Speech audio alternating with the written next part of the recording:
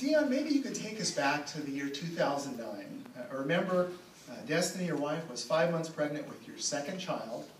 She just signed up to Auxiliary Pioneer, and then something happened.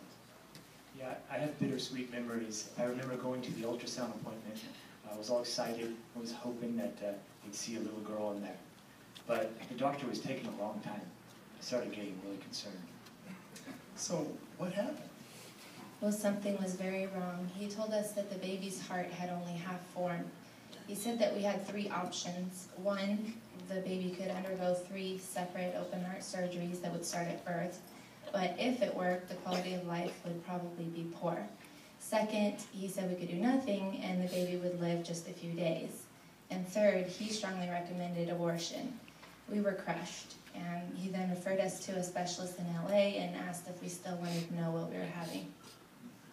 How terrible. I remember word just spread through the whole congregation when this happened.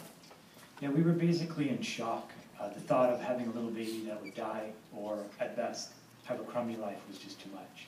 But the congregation really stepped up and took care of us.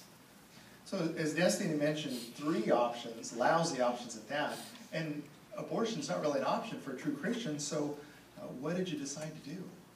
Well, we thought we should at least try the surgery, so we contacted the HLC and started our search for a bloodless surgeon. We tried for a month, found only dead ends.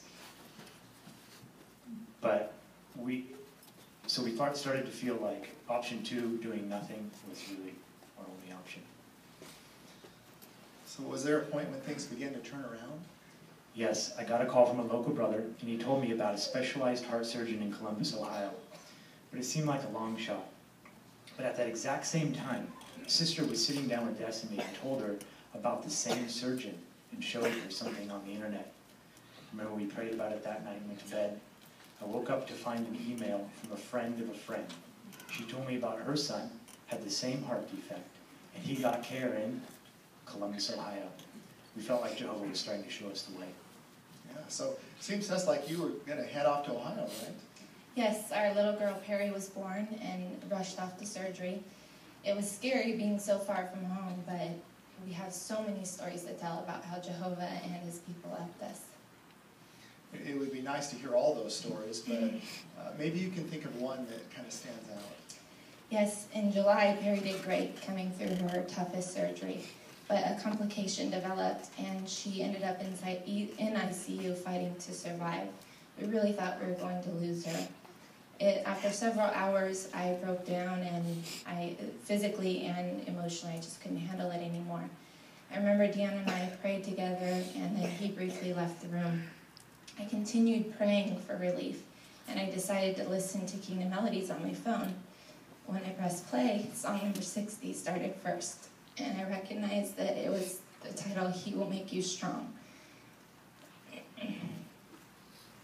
Instantly, it made me cry because I felt like Jehovah was there to help me. I wanted to see the words, so I opened the songbook in my books app, and when song number 60 popped up first again, I was even more assured of Jehovah's help. This was the best feeling I've ever had, knowing Jehovah was answering our prayers and giving me the strength and courage to endure.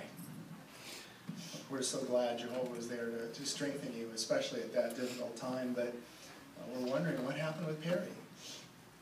Well, Perry fully recovered, but she knows only Jehovah can fix her heart for good. She's 4 years old. She's had 7 surgeries, 3 of them open heart. All without blood. Despite all her problems, though, she's a happy little girl.